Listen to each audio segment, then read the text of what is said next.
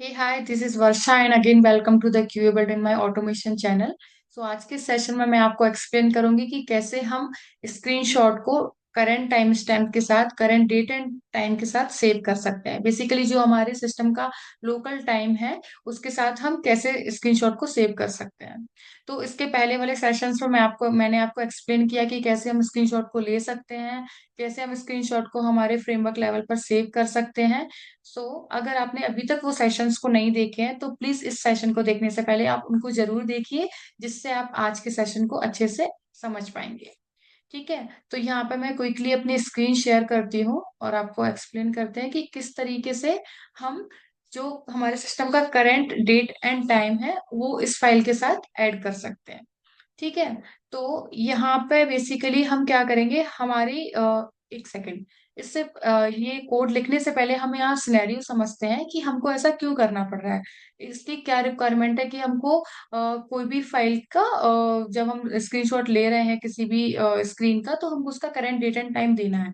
Basically अगर आप देखोगे यहाँ पे तो snap.png करके एक फाइल ऑलरेडी क्रिएटेड हो चुकी है।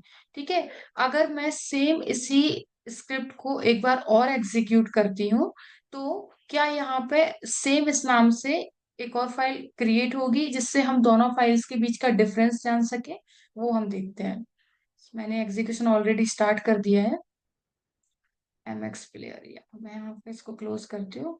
आप देखोगे कि एग्जीक्यूशन सक्सेसफुली डन हुआ, बट यहाँ पे कोई एक भी फाइल नई क्रिएट नहीं हुई। यहाँ पे क्या हुआ, बेसिकली जो पुरानी snap.png फाइल थी उसी को उसने नई वाली फाइल से रिप्लेस किया।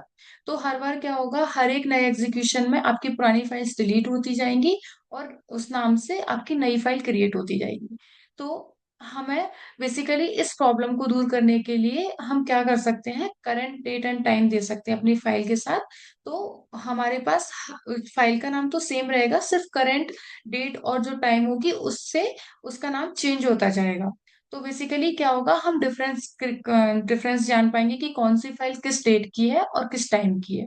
ठीक है, तो चलो क्विकली हम ऐड करते हैं कोड को। बेसिकली तो हम क्या करेंगे, यहाँ पे हम एक फंक्शन क्रिएट करेंगे।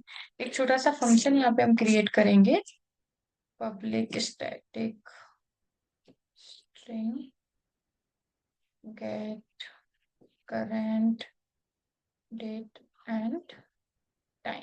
ठीक है, तो यहाँ पे मैंने एक get current date and time के नाम से एक मेथड क्रिएट किया है। और बेसिकली मैंने इस मेथड का रिटर्न टाइप स्ट्रिंग रखा है। ठीक है, तो जो भी हमें ये मेथड डेट और टाइम देगी, करंट डेट और टाइम देगी, वो हमें स्ट्रिंग के फॉर्म में देगी।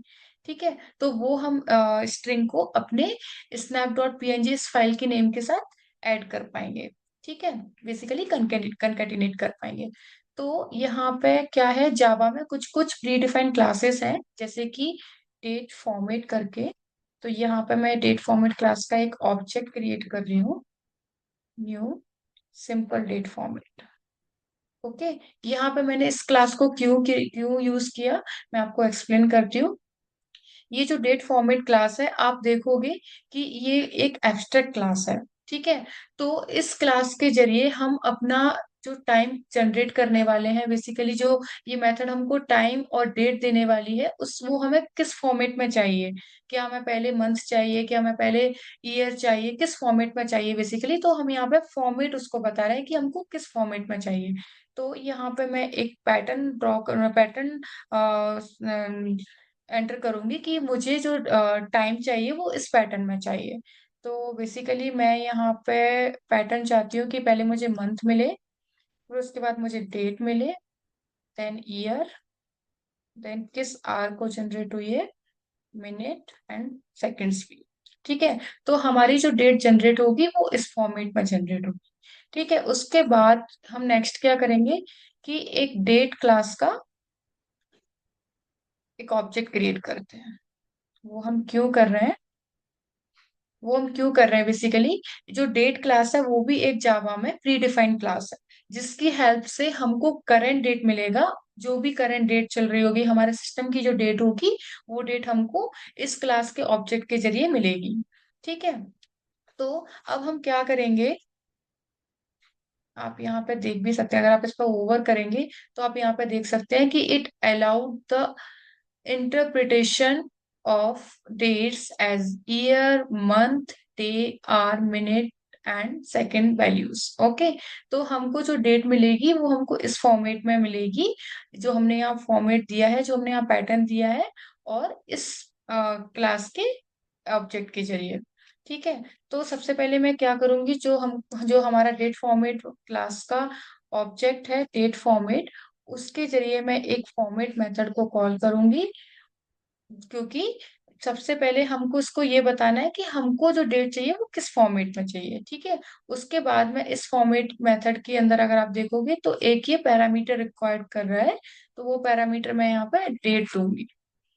ठीक है, यहाँ पे ये लाइन क्या कर रही है, डेट क्लास से जो भी हमें करंट डेट एंड टाइम मिलेगा उसको इस फॉर्मेट मेथड के हेल्प से हमें इस फॉर्मेट में कन्वर्ट करेगी, और हम बेसिकली इस डेट को क्या करेंगे, रिटर्न कराएंगे। क्योंकि यहाँ मैंने इस मेथड का रिटर्न टाइप स्ट्रिंग डिक्लेयर किया है।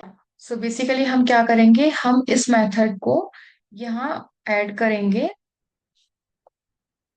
करंट डेट एंड टाइम, ये प्लस। सो बेसिकली हम इस मेथड को यहाँ कॉल करेंगे, और ये मेथड हमारी स्टैटिक मेथड है, हमने इसको ऐसा स्टैटिक डिक्लेयर किया है, तो इस मेथड को कॉल करने के लिए हमें कोई ऑब्जेक्ट की जरूरत भी नहीं पड़ेगी। और जब ये मेथड हम कॉल करेंगे, ये हमें स्ट्रिंग के फॉर्म में एक डेट एंड टाइम देगी, और वो डेट एंड टाइम को इस स्नैप डॉट पीएनजी के नेम के साथ कॉन्केटिनेट कर देगी। ठीक है, बेसिकली इसको इस नेम के साथ अपेंड कर देगी। तो अब हम यहाँ पे अपना ये फाइल रन करते हैं, बेसिकली हम अपने स्क्रिप्ट को एग्जीक्यूट करते हैं, फिर हम देखते हैं कि हमारा किस तरीके से स्क्रीनशॉट सेव हो रहा है। ठीक है, तो यहाँ पे दैट एग्जीक्यूशन स्टार्ट हो गया है, और ये सबसे पहले क्रोम ब्राउजर को लॉन्च करेगा। हाँ, एग्जीक्यूशन स्टार्टेड।